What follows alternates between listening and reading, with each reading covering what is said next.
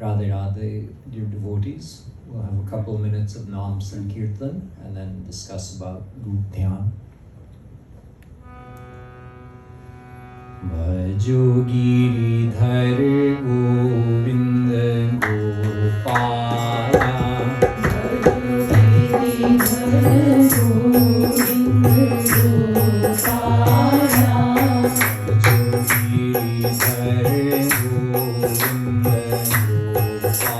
Gopala, Bhajo Giridhar Govinda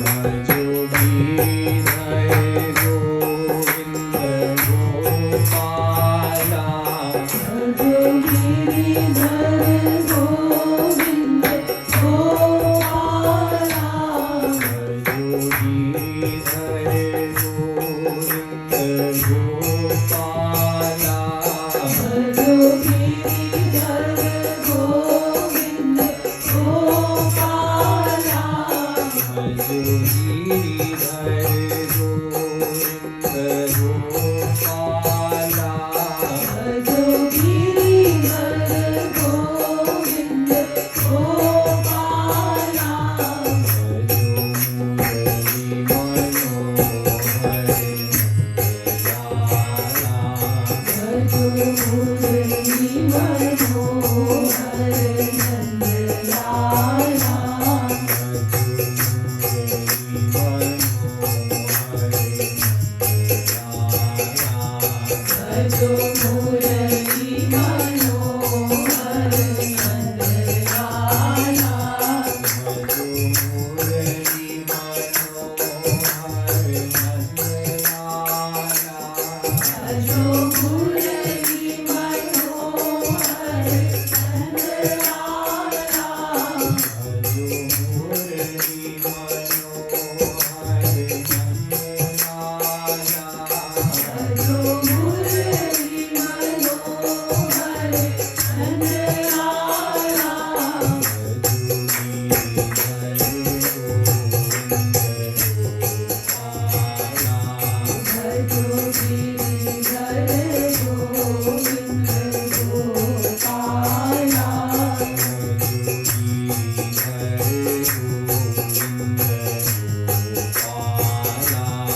Bhajo Giridhar Govinda Gopala.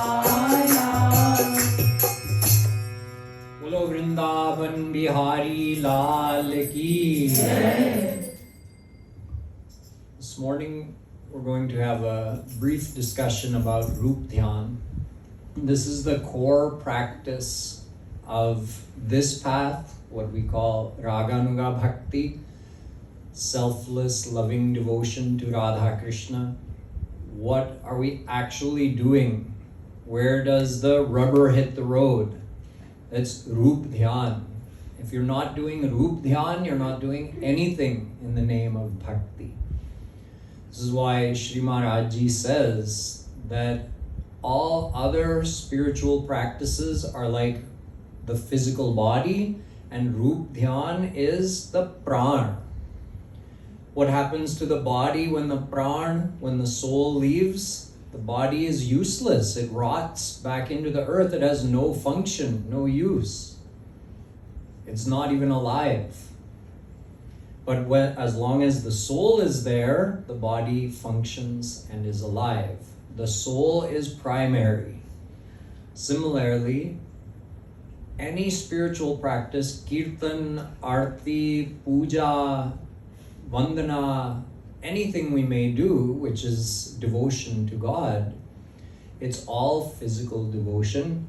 Only if we add Roopdhyan in does it have value. It is the Roopdhyan that is primary. The other physical practices are actually meant to help our Roopdhyan, not the other way around. Why do we do Kirtan? Because it helps us do Roopdhyan. That's the number one reason we do Kirtan. You could also just do Roopdhyan, but that's more difficult. So a lot of times we think of it backwards. Bhakti is chanting God's name. Bhakti is offering things to God. No, bhakti is Roopdhyan. Those other things are to help you do Roopdhyan. We were hearing from Sri Maharaj Ji in his lecture this morning that whatever we attach our mind to, that's what we get. He was talking about it in relation to fault finding. He said, if you start dwelling upon the faults of others, what are you doing? You're bringing that thing into your mind, so you're becoming the very thing that you dislike. It's an axiom, it's a principle, scientific principle of the way the mind works. Whatever you emotionally dwell upon, you take on the qualities of that thing. Really what you're doing is you're developing a state of union between you and the thing that you're dwelling upon. The more you bring it in, the more it just infuses into your mind, becomes your mind. So we truly do become what we think. Therefore, if we want to worship God, we have to think about God. We have to do smaran of Radha Krishna. So how do we get our mind to think about God? Well, how do you think about anything?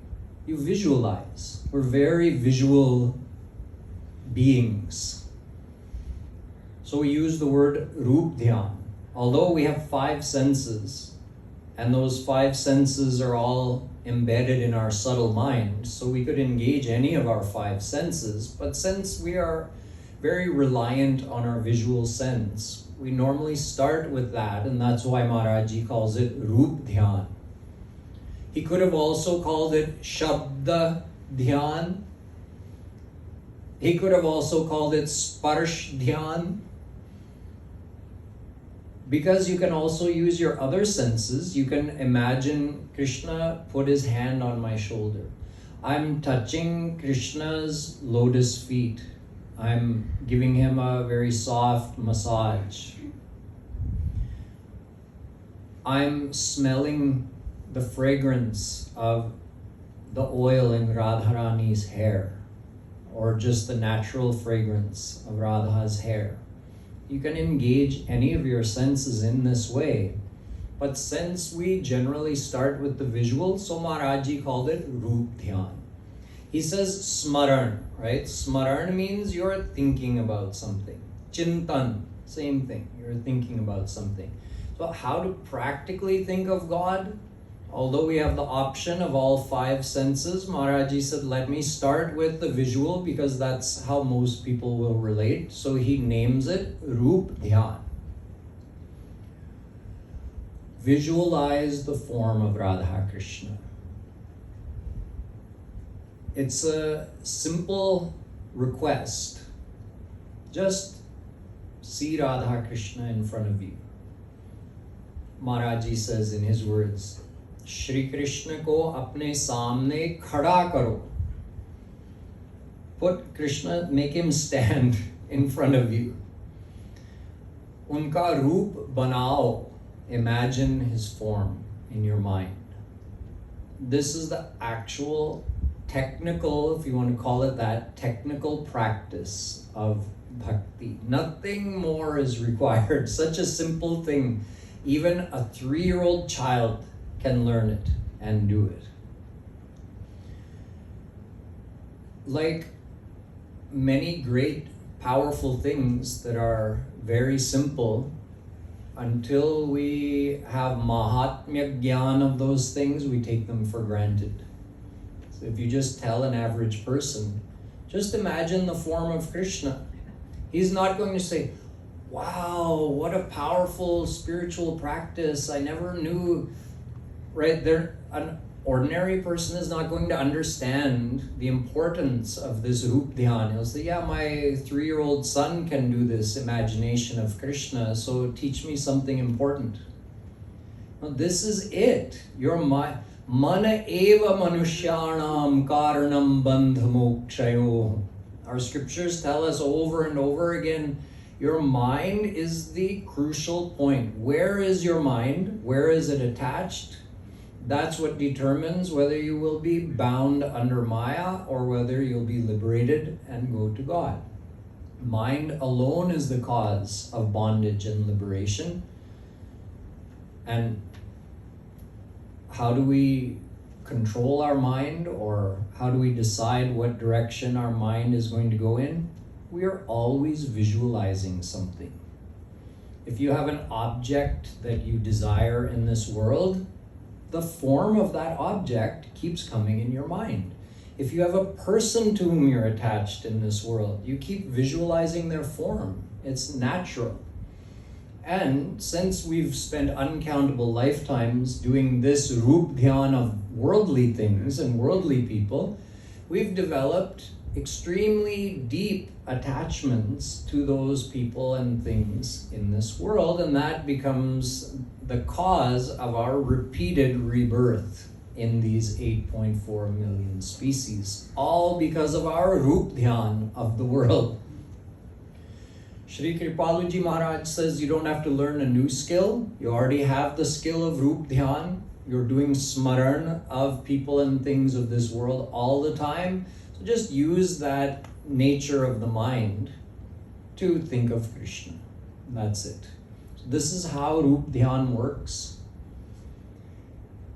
The more we do Roopdhyan of Krishna, let's say you do Roopdhyan of Shri Krishna for 1 second. And Roopdhyan means you imagine his form, plus remember yesterday's lecture, you need Bhagavad Bhavana also.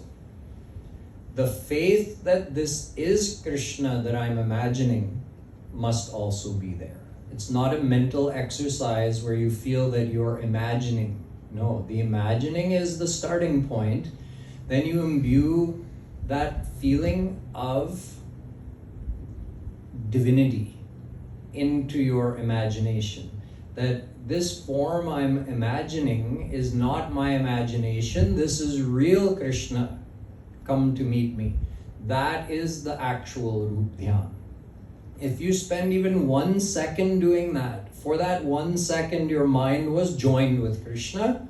Therefore you started taking on his qualities and you received some of his grace into your mind. Now the quality of your mind changed from that 1 second of Roopdhyan.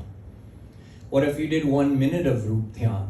During that minute you're receiving Shri Krishna's divine power, divine grace, and even divine bliss.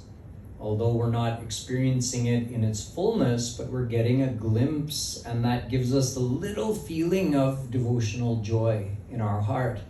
The more we do this, the more our mind purifies due to the effect of Krishna's divinity. And the more of his grace we can receive, the more devotional joy or bhav we experience, the more the mayic faults of our mind get reduced, and the more Krishna's qualities start to manifest in our mind. This is how Roopdhyan works. If someone says, I've never seen Krishna, so how can I imagine him? Shri Kripaluji Maharaj has explained many times that seeing Krishna will not help you do Roopdhyan of him.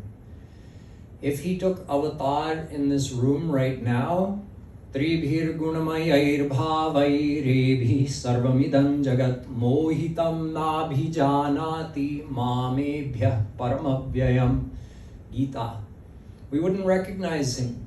We have mayic eyes, therefore we would see even divine Krishna as a mayic being. We would not be particularly attracted to him. We would not find him particularly beautiful or handsome. We would not fall in love with him instantly upon seeing him. There would be, in fact, zero benefit of our meeting Krishna, because even if a divine saint, let's say Kripaluji Maharaj, came next to us and said, this is Krishna, he just took avatar for you, he just walked in this room. And we would say, that's so disappointing. I thought when I met Krishna, something would happen to me. Like, I'm more attracted to my own husband or wife or children than Krishna. So should I really follow the path to God? I mean, I've already met him and I didn't feel anything. So am I going to spend that much time and energy following the path? We would have this reaction because we're not qualified to even perceive his divine beauty, experience the bliss of meeting him. For that, you have to fully purify your mind, get divine eyes, ears, all divine senses. Then you experience the unlimited and ever-growing bliss of that interaction with Krishna. Until then, there's no point meeting him, no benefit. We would probably do namaparad, think something, material in our mind about him. So Kripaluji Maharaj says, don't think that that's some kind of excuse that you've never met Krishna, so you can't do Roopdhyan on him. He says Krishna has already solved this problem because he says, I have infinite forms, anantanama rupaya. So whatever form you can imagine, that's included in my infinite forms. As long as you imbue it with Bhagavad Bhavana, I accept your form, no matter how rudimentary it may be. If you're not an artistically imaginative person, doesn't matter.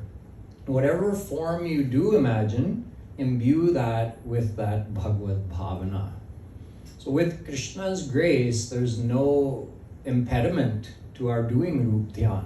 All that's required is effort from our side, and he meets us halfway. The moment we join our mind faithfully with him through Roopdhyan, he meets us, he accepts our effort, and he's instantly gracing us for that practice of devotion. So this is the core practice of bhakti. This is the core practice of spirituality. It is called Roopdhyan by Jagadguru Shri Kripaluji Maharaj. And now we're going to spend a few minutes doing some Roopdhyan. I'll lead you through a short guided meditation. It will be a couple minutes of guided meditation and then a couple minutes of Kirtan, where I'll ask you to continue with your own meditation as you like during the Kirtan. And after that, we'll have some time for question and answer.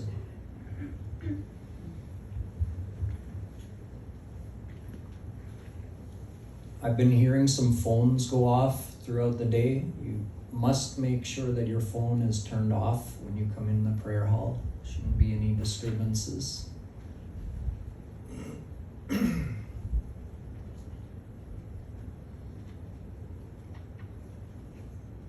Let's all close our eyes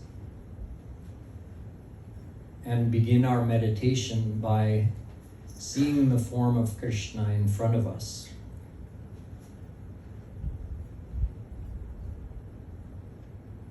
If you have trouble visualizing, then feel his presence like a blind person senses the presence of his friend. And if you can visualize, then sense the presence and see Krishna.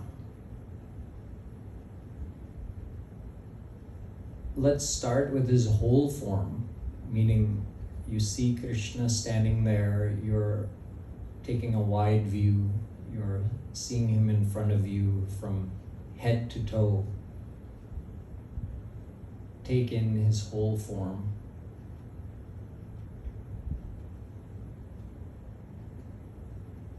As Krishna is standing there, this should be a real live representation of Krishna, not a static form of Krishna. In other words, there may be a slight breeze blowing, so his pitambar could be slightly flowing in the wind. He's not standing like a statue. He's moving a little here and there. His eyes move and blink. He smiles. He shifts his weight from one foot or the other. He looks around.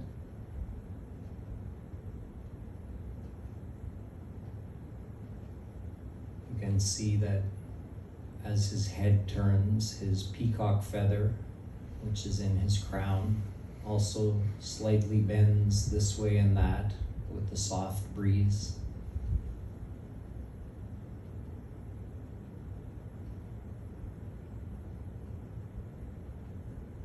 His banamala, a flower garland around his neck, also sways slightly as he moves or shifts his weight.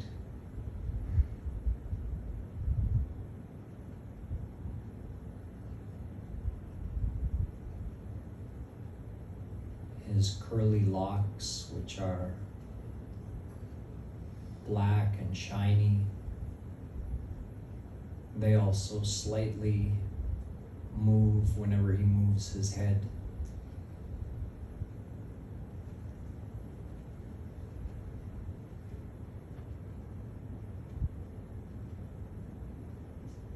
When you look at him now, look at his face, look into his eyes, the way you would look into the eyes of a loved one.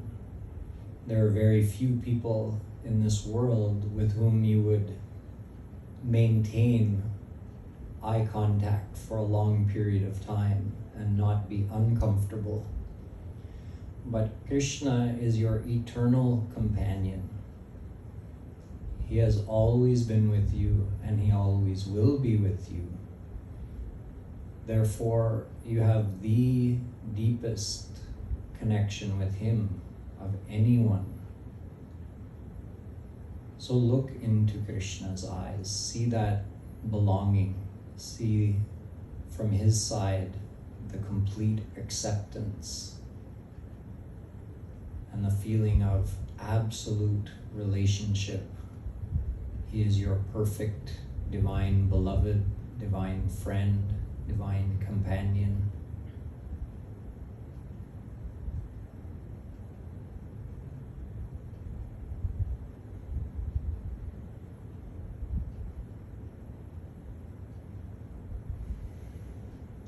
Now, you can take this meditation further ahead as you like. You may visualize any part of Krishna's body and have any interaction with Krishna that you want. We call that a leela. You can imagine your own leelas with Krishna or participate in any leela that you know, that you've heard or read about. Choose something specific to do and start doing that now. Decide how you want to proceed with this Roopdhyan.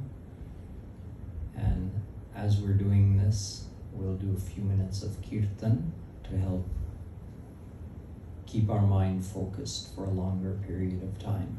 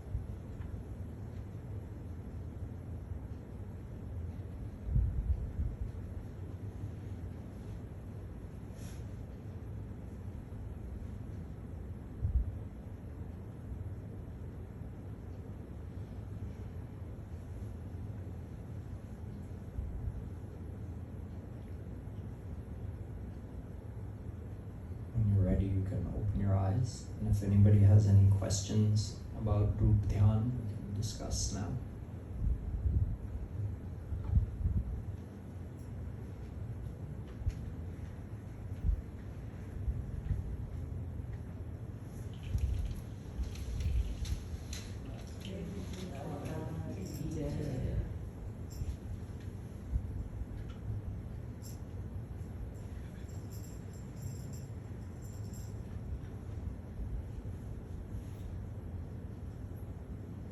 Yes. When we do Roopdhyan, so depending on the Kirtan, we change our bhav. So if it's from Dhanya Madhuri, we bring bhav of Deenta. And if it's Shri Krishna's form, then we dwell upon Shri Krishna's form. But sometimes one kind of Roopdhyan gets fixed in your mind because that's easy. You keep on doing it and it's easy to get into the flow. But depending on the Kirtan, you have to change it. So then it's a struggle sometimes. So how to handle that struggle? Do I keep... Yeah, there's no rule that you have to do the Roopdhyan according to the Kirtan. it's sometimes easier to do it that way. Like this morning, we were singing from Danya Madhuri. So we try to bring up those feelings that Maharaji was talking about in his lecture. Being humble, acknowledging our faults, asking for Radha Krishna's grace to help us improve. Those feelings of humbleness are the foundation of devotion. So some chants try to elicit those feelings in a devotee.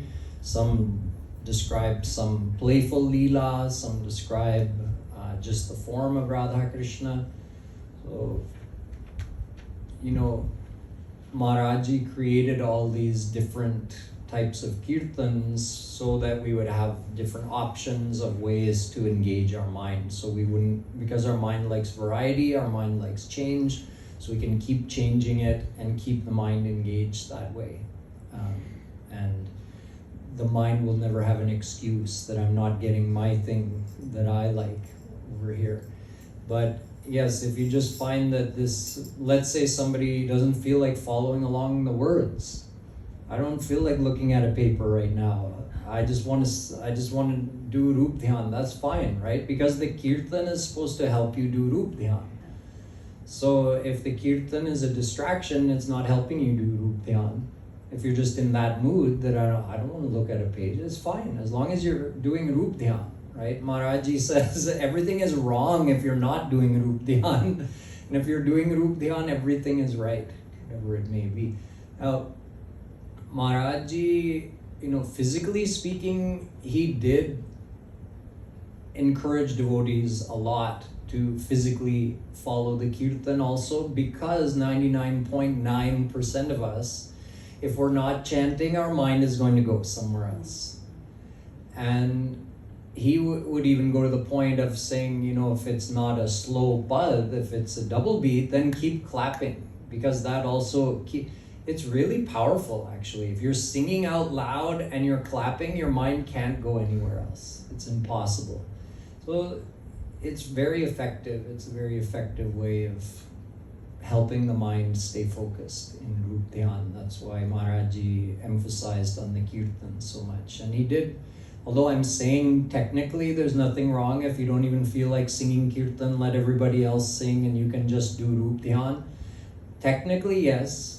But practically speaking, most of the time if we do that, we'll fall asleep, our mind will wander. Most of the time it's best to sing along with gusto, and that keeps the mind more focused. Not everybody's the same, right? There are exceptions, but for most of us, it's better to sing along and be involved in the Kirtan.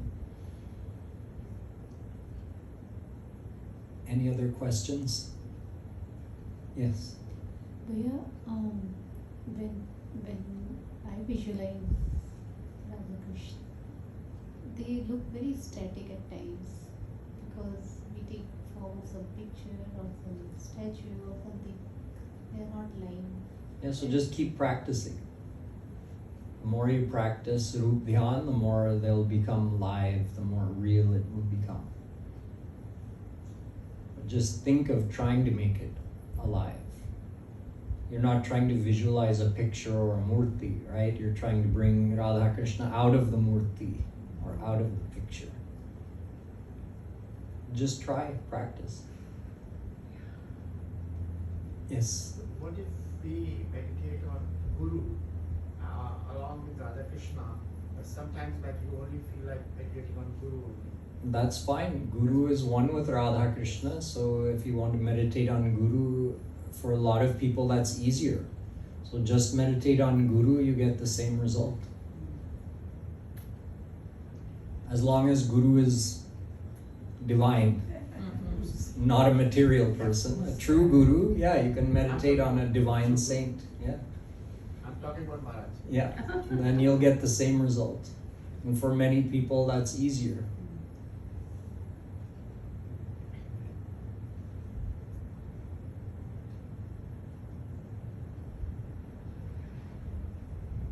There's one more question Maharaji himself brings up because he knows some people may doubt.